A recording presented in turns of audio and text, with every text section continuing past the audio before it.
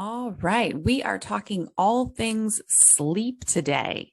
So there is a big connection between sleep, well, nutrition to support sleep, of course, but also sleep, obviously, in our general health. We all do it or should be doing it. And we're going to dive into some of the nutrition implications that can affect sleep or support sleep, certain vitamins and minerals that potentially will hurt or harm sleep, many things that maybe some of you guys know affect our sleep, and maybe some things you guys don't know that affect our sleep. And of course, why is sleep important? And how much sleep do we actually need? So we're going to dive right in. So why is sleep important?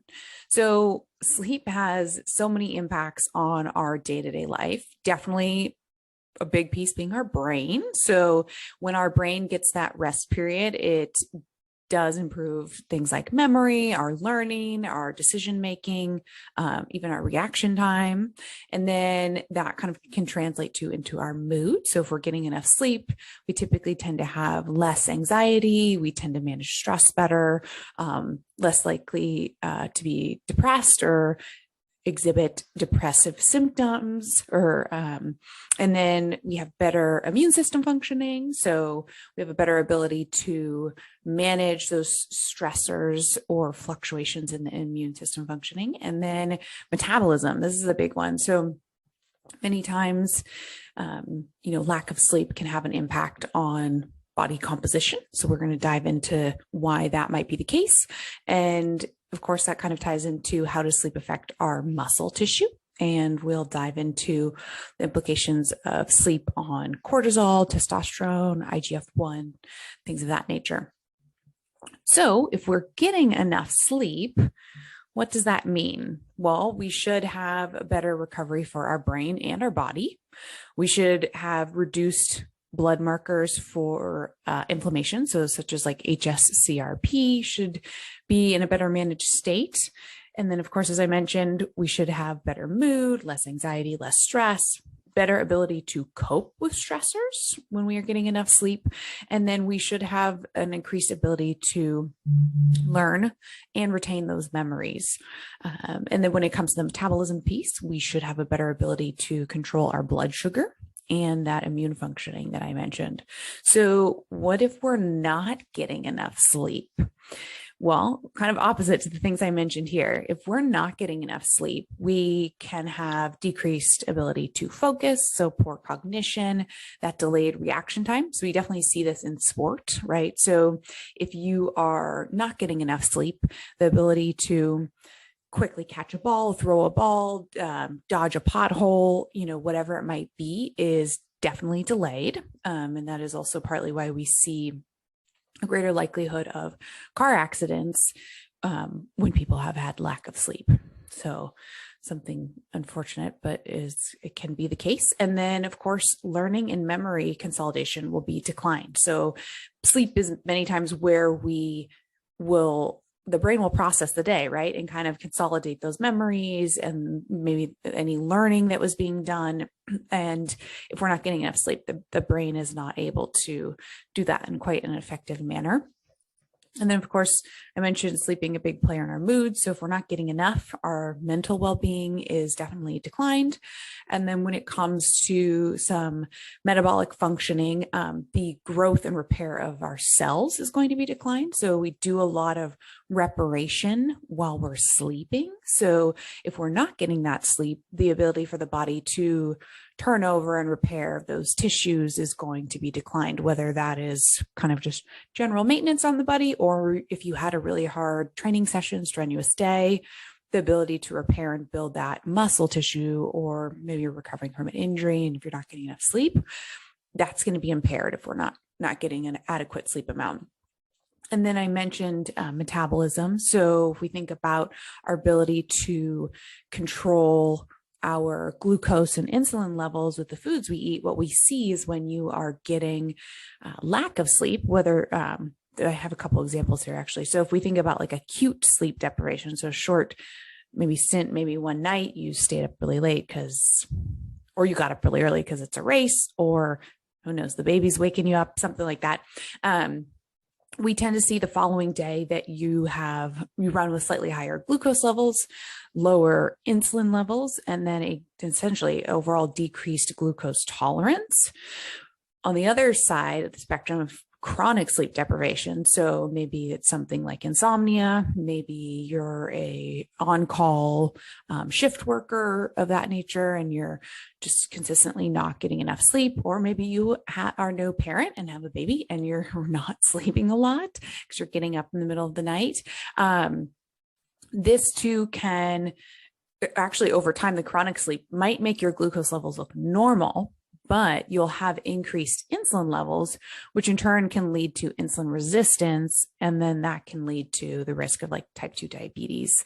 And with that too, we see in both of these situations, the kind of the following day of a lack of sleep night is the more erratic blood sugar swings. So this overall leads to more snacking.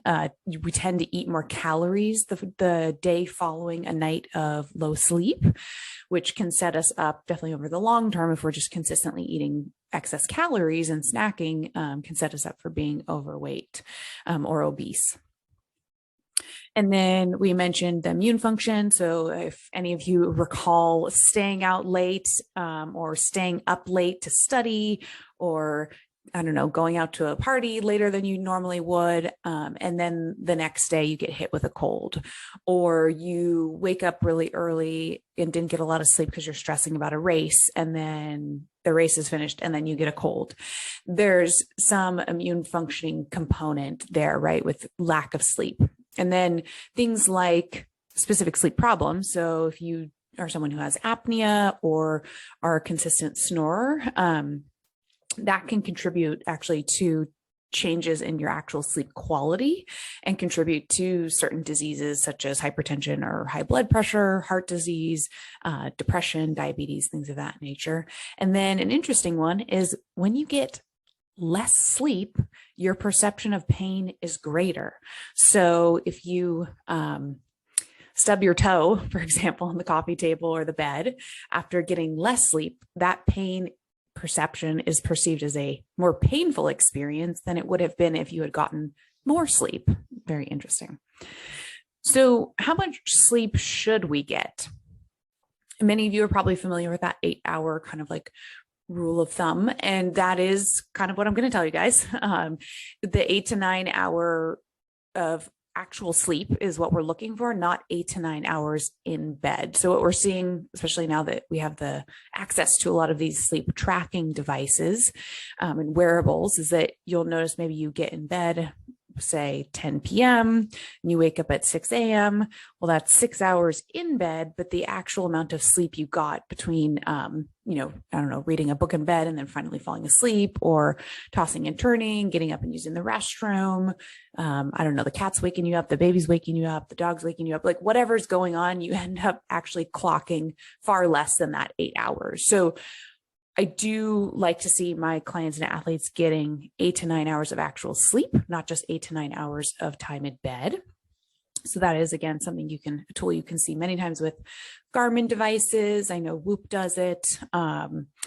Maybe I think Fitbit, there's other wearables that will do that. And the CDC, interestingly enough, is their definition of adequate sleep. So in quotes, I'll say, feeling refreshed upon waking and having good energy throughout the day until bedtime are signs of adequate sleep, end quote. And that is by the CDC.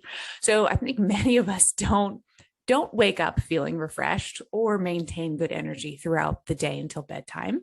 And I think many of us probably don't feel refreshed until we get that maybe first cup of coffee or two down. But that is how they define adequate sleep. So something to be kind of mindful of and strive for. If you're nowhere near the 8-hour sleep right now, I mean, that, kind of work your way in that direction, but start slowly. I don't expect you to go sit in bed, 2 hours earlier than you normally would and be able to fall asleep. You're probably going to be there twiddling your thumbs, but we'll dive into some ways that you can improve your sleep quality and duration.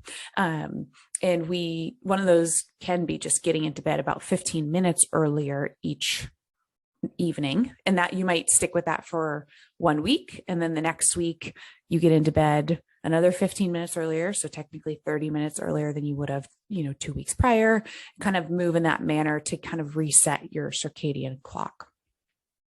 So what are some things that can impact our sleep duration or our sleep quality?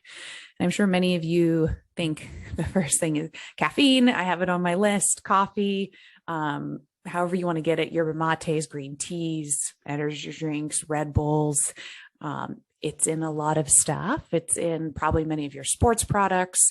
This definitely can interfere with our sleep, as many of you have probably experienced or know. And this is because it interferes with the fatigue receptors in the brain. The interesting thing here with caffeine is that there is a big genetic component, but a rough rule of thumb, if you do not know whether you are a fast or slow caffeine metabolizer, is to have your last sip of coffee 10 hours before you want to go to bed. And that is because there's been quite a bit of research looking into how long the half-life of caffeine is. And it seems to be about 10 hours when they don't identify genetic carrier status for slow or fast caffeine metabolizer. So I would kind of assume that's probably right in the middle of if they were to test the actual genetics of all the people in the group, you'd hope it's kind of a rough, even split. Average is what we're hoping for. But many of you, if you are a fast caffeine metabolizer, this half-life might be a little bit, quicker, meaning it's, and half-life, just for those of you guys that are listening, would mean that if you had 1 cup of coffee, roughly 100 milligrams of caffeine, that 10 hours later, there would still be about 50 milligrams of caffeine in your system. So, but if you are a fast caffeine metabolizer, that 50 milligram half-life might hit the mark at 8 hours instead of 10 hours. So there's an individual component for sure, but as a rough rule of thumb, give yourself 10 hours. And so what does that look like? If you want to get in bed at 9 p.m., your last sip of coffee should be going down by 11 a.m. So no mid-afternoon coffee trips. If you're trying to make the switch, try an herbal tea, or you could do a decaf coffee, something like that, to make the switch away from minimizing your caffeine intake. And then the other one I'm going to dive into, we'll hit a bunch here, but alcohol for sure is going to be one of those things that will affect your sleep. Many people will report that alcohol helps them fall asleep, but when we actually do sleep studies after alcohol consumption, we see that the sleep quality and sleep duration is really not great. And part of what's going on there is that there tends to be more disturbances throughout the course of the night. So whether you're kind of just tossing and turning, maybe having a hard time getting settled, waking up to use the restroom more frequently after consuming alcohol. But the other big thing we see occur is that it interferes with your body's ability to get into the deep wave sleep stage. And this is really the important sleep stage we want our bodies getting into, especially if we're talking about athletes wanting to recover, someone wanting to improve body composition, because this is where the tissues are getting repaired, they're getting rebuilt. And if we are not getting into that deep wave sleep cycle because of alcohol consumption, we could really be hindering our ability to build our muscle, repair our muscle. And we do know there's many pieces of literature out there that will just straight up and say, like, if you want to build muscle, don't consume alcohol, and that it will blunt that ability. So kind of thinking about that, being mindful of that, if your goal is improving body composition, or just helping your body repair from those hard training sessions, it actually likely is not in your favor to consume alcohol on the evenings you did a really hard training session, and actually rather consume the alcohol on your rest days, following a rest day, right? So it doesn't impair that muscle reparation piece that we're looking to get improved. And then the other thing that can impact our sleep is blue light exposure. And many of you maybe have heard this, or maybe have seen blue light blocking glasses out there. But blue light is anything that comes from a screen or even the sun. And it can be a great stimulator to help set up our circadian clock. But if we are continuing to expose ourselves to blue light once the sun has gone down, it's a bit of a confusing signal to our pineal gland in the brain, basically, that regulates when we should be awake and when we should be sleeping.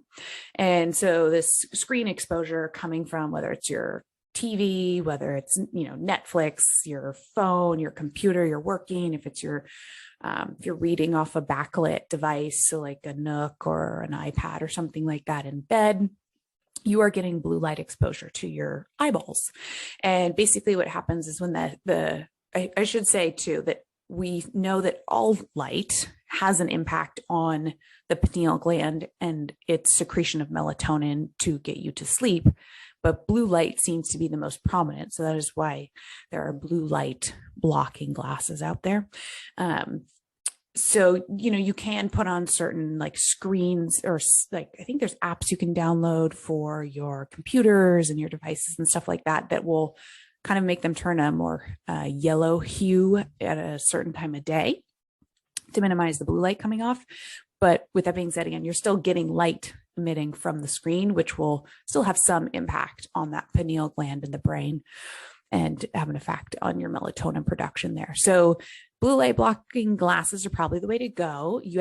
I see the misconception. People will wear those all day while they're working. You do not want to do that. That when you do that, you're actually telling your body that it's darkness, or just trying to simulate that, right? To some extent, that there's not blue light coming in, and that you want your body to start secreting melatonin. You don't want that.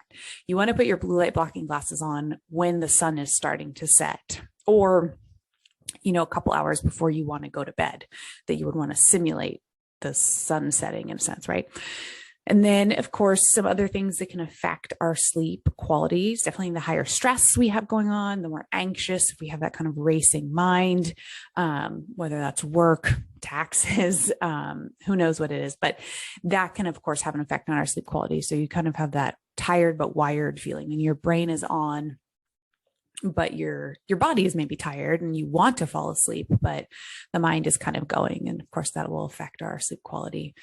And as we mentioned, it's kind of a snowball effect there, right? As if you're getting enough sleep, you should have a better ability to manage your stressors. But when you're not getting enough sleep, you tend to not be able to manage stress as well. And then it's kind of, again, snowballs out of hand potentially. We also know that the training time of day has an effect actually on your sleep duration and quality. So even if you get up really early to work out, if that is a very high intensity training session, we do know that that can still impact your sleep later in the day. And then, of course, even if you do a late evening session or afternoon session, this can also impact sleep quality. And we'll talk about some ways you can actually mitigate this with nutrition. But that is because, especially again, if you're doing those high intensity sessions, you are elevating these stress hormones, these fight or flight, when you exercise, the endorphins. And if we're not turning that down and getting you back into a parasympathetic state, so those rest and digest, you can have a hard time falling back asleep. And then the intensity piece, if you have a high intensity training session, what can happen there, especially if there's a lot of muscle tissue breakdown, is your body and core temperature might actually be running a little bit hotter at night. So typically we want our core temperature to come down to help increase sleep quality. And if you are running a little hotter because the body's repairing, damaged muscle tissue, stuff like that, you might have a harder time sleeping. And then, of course, if you are sore from your workouts or injured, that can absolutely have an effect on your ability to get a good night's rest. If your, knees in a cast or something like that, that'll have a factor for sure. So we can talk about potentially some things that you can utilize to help with that. And then if you are jet lagged or traveling to different time zones, that will play a role. So we'll talk about some ways to mitigate that. And then some supplements that can impact your sleep quality when consumed in the evening, we know specifically are copper, vitamin K, and vitamin B12. So those are some things, like if you are taking a multivitamin, these are likely in there. Copper, maybe not, but K and B12 are likely in there. Probably do not want to take your multivitamin in the evening. So just kind of be mindful that might be impacting sleep quality. And then from a macronutrient nutrition perspective, we know that high fat dinners, or I should say meals, snacks consumed within the 4 hours prior to bed will decrease your total sleep time. So something to be mindful of there. So make sure, actually, and I'll kind of put a spin on this, is that we know that something will help sleep is actually the opposite of high fat. It's going to be lower fat, higher carb, and a little bit of protein, but we'll dive into those specifics shortly here. So kind of be mindful of what does your dinner consist of? Are you getting lots of fat sources, avocados, nut butters, seeds, things like that, oils? Or are you getting, a lower amount of that and some, maybe veggies, lean proteins, things like that can help with sleep quality. And then actually, if you are in a caloric deficit, this can impact sleep quality. Or if maybe you decided to fast that day, we know that can decrease your sleep as well. And then I mentioned core temperature being elevated following potentially really hard training session days. This can also be the case actually for women who are menstruating between ovulation and bleeding. So that luteal menstrual cycle phase, our core temperature will go up about 0.5 degrees Celsius, and this can impact our sleep quality. And then we also know estrogen is rising during this time, and that can blunt a little bit of melatonin's effectiveness as well. So women, if you notice you're having a harder time sleeping or falling back asleep after you get up to use the restroom in the middle of the night during that menstrual cycle phase, that is likely why. And again, we can dive into some tools to support that. And we're going to dive right in now. So I mentioned a little bit of the macronutrient piece, high fat, like dinners or things like that consumed in the 4 hours before bed can have an impact on our sleep quality. So to kind of counter that, what we can do to support sleep is actually doing protein rich and actually high glycemic within the 4 hours prior to bed can help improve our sleep, our total sleep time, and our sleep efficiency specifically is what this study looked at. And what's really interesting, I'll dive into the specifics of the protein, is they pulled together and compared a couple studies. And one of the studies consumed 40 grams of a whey casein combo 2 hours before bed. And the other study consumed 20 grams of a whey casein combo 1 hour before bed.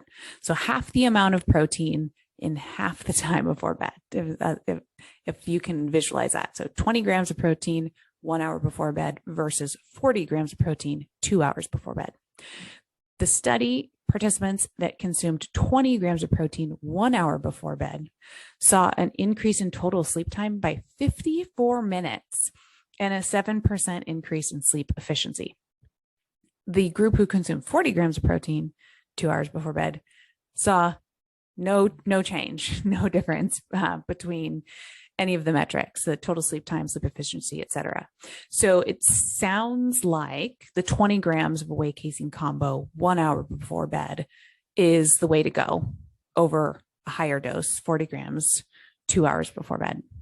So this could be something that maybe is like a post-dinner snack, potentially, depending on when you have your dinner. So if your dinner is 4 hours before bed and then you want to do a 20-gram protein dose 1 hour before bed, that can help get you there and help the sleep quality.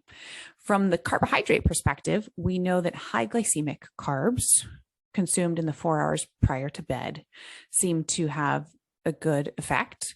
And I'll dive into the specifics here. But first, I want to explain what high glycemic is or are. High glycemic carbs are those that are going to digest quickly and empty from the stomach quickly. And they tend to be low in fat, fiber, and protein. So if you were to compare, for example, a bagel versus legumes or beans. Beans would probably be considered a low glycemic carbohydrate because there's protein and fiber in there and carbohydrates, of course. But a bagel, a white bagel, is going to have very little protein, very little fiber, and very little fats. There's not a whole lot of things there that are slowing its digestion down. It's getting into the system very quickly. So that would be an example of a high glycemic carbohydrate. So this study pulled together 5 different studies and summarized which kind of approach was the most effective. And it looks like here, the study here by Vlahoyanis in 2018. I'll spell that out for you guys. Vlahoyannis in 2018 had participants consume a high glycemic dinner that was actually post an evening training session. So for those of you who heard me mentioning the training time of day fact, if you do have a high intensity training session or any training session in the evening, looks like you can combat potentially the effects of that with a high glycemic dinner post exercise that falls within 2 hours prior to going to bed. And that increased the participants' total sleep duration by 62 minutes and their sleep efficiency by 8%. So seems to be a good way to go there. The other study that seemed to be kind of the second best, so this would be maybe not a training session in the evening or maybe no training session at all that day. This was a study by Daniel et al. In 2019. They had the participants have a high glycemic dinner 4 hours pre-bed, as well as an evening snack. And this increased their total sleep time by 26 minutes. So that could be the next best option there.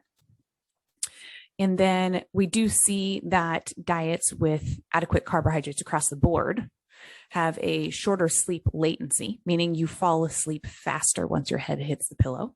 So something to kind of be mindful of there. And then that's just carbohydrates across the board, not high glycemic carbohydrates. So if you're just getting enough carbohydrates, which the American Dietetic Association tends to suggest, I believe, 40% of total calories is kind of the minimum place to be. Athletes, it'll be slightly different depending on your sport, but typically you're looking at somewhere between, on the very low end, very, very low end, like maybe 2 grams per kilo, but anywhere all the way up to 12 grams per kilo carbohydrates per day, depending on your training volume. So that could be a big amount for some people. So if you're just getting enough carbs throughout the course of the day, you should have a better ability to fall asleep quickly. And then many of you guys are probably familiar with the Thanksgiving turkey comments of making people feel sleepy, potentially due to the tryptophan in the turkey. And there is research to support tryptophan-rich foods, improving both sleep quality and latency. So again, the ability to, how quick do you fall asleep when your head hits the pillow? And specifically when they consumed 1 gram worth of tryptophan. And an example in a food perspective is about 300 grams by weight of turkey or 200 grams of pumpkin seeds. So that's a bit. I don't know who's eating 200 grams of pumpkin seeds in one sitting. That is a lot of pumpkin seeds. But so you may be someone that goes the supplement route if you want to give that a go. And then from some just general daily tools perspectives, I will just preface this and say these appear to be the most effective. So I know we're always talking about nutrition, but these daily tools, these like zero cost ways, are going to be more effective than just getting the carbohydrates in the 4 hours before bed and keeping your dinner lower fat, things of that nature. So the daily tools that you can start to implement are getting that sunlight exposure when the sun is at a low solar angle. So this means when the sun is, rising in the sky and when the sun is lowering in the sky or setting in the sky. That helps, again, the eyeballs to the pineal gland in the brain register what time of day it is that you want your body to be waking or kind of shutting down and going to sleep. And it helps set that circadian clock. This, of course, is hard to do if you are a shift worker, right? So, but if you are not a shift worker, try and get that sunlight exposure. And specifically, can you get some sunlight exposure on the eyeballs without sunglasses, without, window panes in front of you in the first 30 to 60 minutes of waking? I don't know, maybe take your dog for a walk, maybe you eat your coffee out on the porch, something like that can have an effect of kind of setting your body up of when you're actually going to end up falling asleep later that day, just by when you got your eyeballs exposed to sunlight in the morning is pretty interesting. And then the other big player here is having a consistent sleep and wake time. So for example, if you are someone who's commuting to work or something like that, and you need to wake up, 5 a.m. or 6 a.m. Monday through Friday, but then Sunday you let yourself sleep in and you're not waking up until 10 a.m., that will likely make Monday feel really hard to get out of bed. So we do see that if you can keep that consistent, no more than about 30 to 60 minutes different, across the span of the week. So if you wake up at 6 a.m. Monday through Friday, try not to sleep past 7 a.m. on the weekends. And that will, of course, translate into can you still get 8 to 9 hours of sleep on the weekend? So try not to stay out too late. But that will have a pretty large effect on your kind of waking and feeling more refreshed if you can keep that sleep and wake cycle consistent across the week for sure.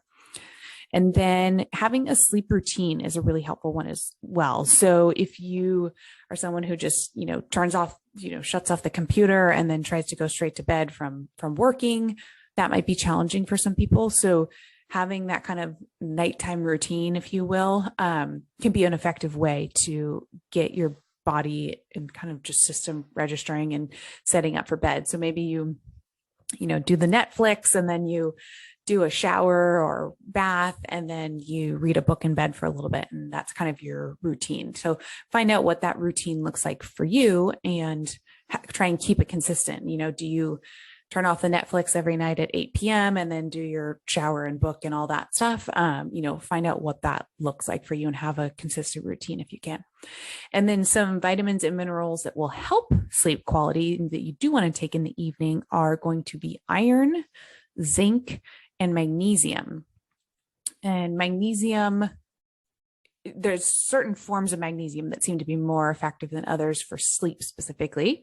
So that can be your magnesium threonate. It can be your magnesium buffered chelate or bisglycinate. Those forms are going to be pretty effective for sleep quality rather than a magnesium citrate or a magnesium malate or magnesium oxide. They all kind of have their own uses there. And then some additional supplements that have been proven to be effective for sleep are going to be things like valerian, specifically about a 200 to 800 milligram dose, passion flower in a 90 to 360 milligram dose, L-theanine in a 50 to 200 milligram dose, hops in a 30 to 120 milligram dose. And that does not mean beer. We've talked about alcohol, but hops as a supplement or herb, if you will. And then lemon balm extract, 20 to 80 milligram dose. And then a really big one that many people kind of maybe know, but didn't know that it's highly proven in the literature is lavender. Spritz of a lavender on your pillow at bedtime. It has been one of the well-researched, herbs, or not herbs, but plants that can help with your sleep. So that's a pretty cool one, and it smells nice. And then tart cherry is another supplement. This is a great one. I mentioned women who are in that luteal phase of their menstrual cycle. This tart cherry and valerian can be some of the better go-tos if that is you, in that situation, menstruating female, luteal phase, having a hard time sleeping, those will be a good go-tos. And regarding the tart cherry, again, there was a couple studies, they pulled them all together, reviewed which process dosing amount seemed to be the most effective. So what was interesting here is this study by Pigeon et al. In 2010, they did 240 milliliters of tart cherry, Montmorency tart cherry juice. They actually consumed it between 8 and 10 a.m., 8 to 10 p.m. and 1 to 2 hours pre-bed. They saw a 29% increase in total sleep time and a 3.7% increase in sleep efficiency. And then another study by Howitson in 2012, they did a smaller dose of 30 milligrams of tart cherry, also Montmorency cherry juice. They mixed that with 200 milliliters of water. They consumed this actually 30 minutes after they woke up and then 30 minutes prior to bedtime. And they saw a 39-minute total sleep time and a 2.7% sleep efficiency rating. So potentially either one of these protocols could work. So because there was a 29-minute increase versus the 39-minute increase, it's minimal. So whether you want to do it in the evening, or twice a day, the 30-minute post-waking and 30-minute pre-bed can be an effective way there. So we kind of summarized it up. We gave you guys some tools on some things that can potentially be hurting your sleep, maybe that you didn't know about, those supplements we mentioned, and then some ways you can help improve your sleep. So if you still have to do your training sessions, later in the day, or maybe it's a high intensity day, what are some things you want to do to help with your sleep quality? And then I love this quote that I heard one of our presenters mention. She said, "Never stay up late for something you would not wake up early for." So I don't know, the Bridgerton series on Netflix, people are talking about that. Would you wake up an hour early, like set your alarm to wake up an hour early to watch another episode of Bridgerton? Probably not. So just kind of think about that. You would stay up a little bit later, but you wouldn't wake up earlier for it. So, and the same thing goes for your social media, other, who knows, shows that are out right now. And then kind of other key tips, keep that wake and sleep time consistent. And then don't be afraid to consume some higher glycemic carbs and / lower fat items at your dinner or as a pre-bed snack. An example of that, again, could be you could do some, Greek yogurt with maybe some granola on it. I wouldn't suggest ice cream because ice cream is quite high in fats. But, kind of keep that in mind when you are thinking about your day and wanting to improve your sleep quality. All right. I hope that helped you guys. I hope you got some tips. We will put our references from today's show in the notes if anybody wants to check out any of those articles. And then, keep tuning in and we'll give you guys some good nuggets.